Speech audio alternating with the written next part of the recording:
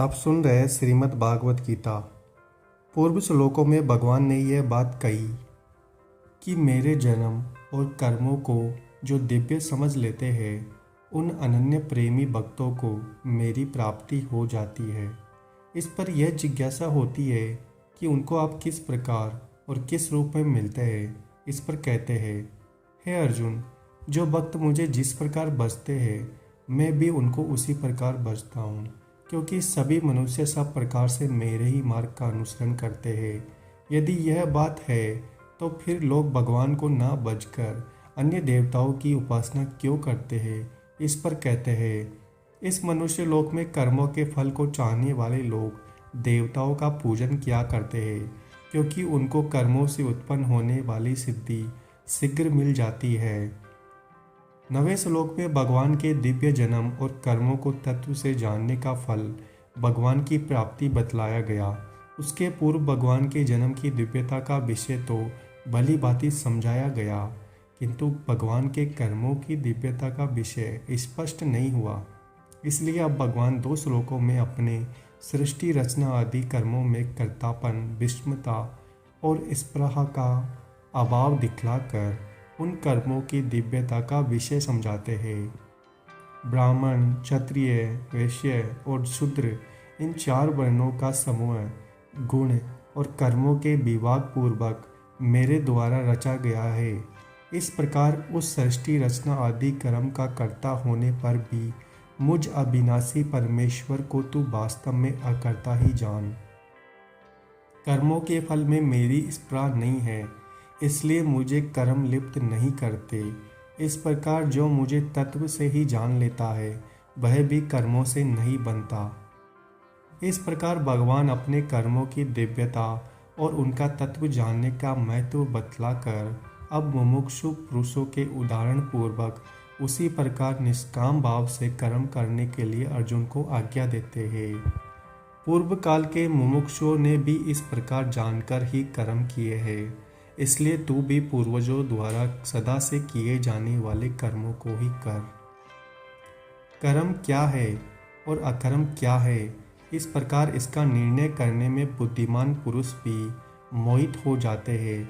इसलिए वह कर्म तत्व में तुझे भली भांति समझाकर कहूँगा, जिसे जानकर तू अशुभ से अर्थात कर्म बंधन से मुक्त हो जाएगा।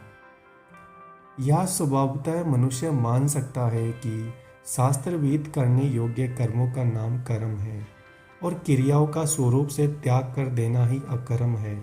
इसमें मोहित होने की कौन सी बात है, इन्हें जानना क्या है, किंतु इतना जान लेने मात्र से ही वास्तविक कर्म अकर्म का निर्णय नहीं हो सकता। कर्मों के तत्व को भली भांति समझने की आवश्यकता है। इस भाव को स्पष्ट करने के लिए भगवान कहते हैं, कर्म का स्वरूप भी जानना चाहिए और अकर्म का स्वरूप भी जानना चाहिए तथा निषिद्ध कर्म का स्वरूप भी जानना चाहिए, क्योंकि कर्म की गति गहन है। इस प्रकार श्रोता के अंतःकरण में रुचि और श्रद्धा उत्पन्न करने के लिए कर्म तत्व को गहन एवं उसका जानना आवश्यक बतलाकर अब अपनी प्रतिज्ञा के अनुसार भगवान कर्म का तत्व समझाते हैं। जो मनुष्य कर्म में अकर्म देखता है और जो अकर्म में कर्म देखता है वह मनुष्यों में बुद्धिमान है और वह योगी समस्त कर्मों को करने वाला है।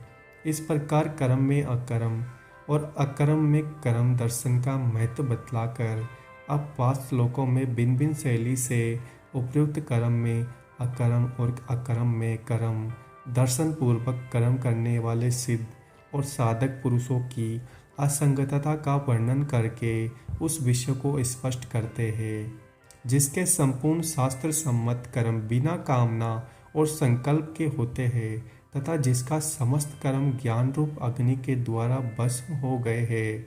उस महापुरुष को ज्ञानी जन भी पंडित कहते हैं। जो पुरुष समस्त कर्मों में और उनके फल में आसक्ति का सर्वथा त्याग करके संसार के आश्रय से रहित हो गया है और परमात्मा में नित्य तृप्त है, वह कर्मों में भली भांति बरतता हुआ भी वास्तव में कुछ भी नहीं करता।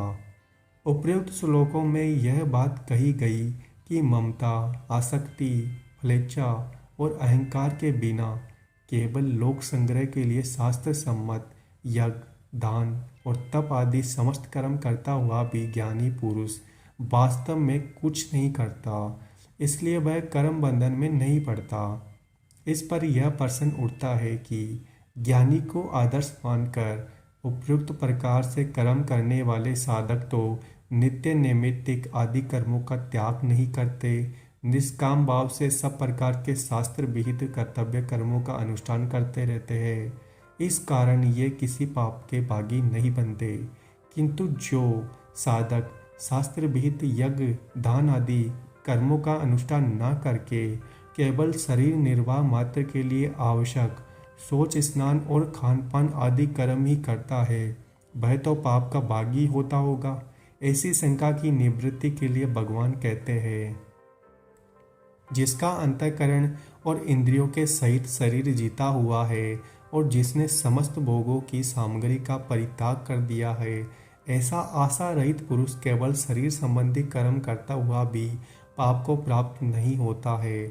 उपयुक्त श्लोकों में यह बात सिद्ध की गई है कि परमात्मा को प्राप्त सिद्ध महापुरुषों का तो कर्म करने या न करने से कोई प्रयोजन नहीं रहता, तथा ज्ञान योग के साधक का ग्रहण और त्याग शास्त्र सम्मत आसक्ति रहित और ममता रहित होता है।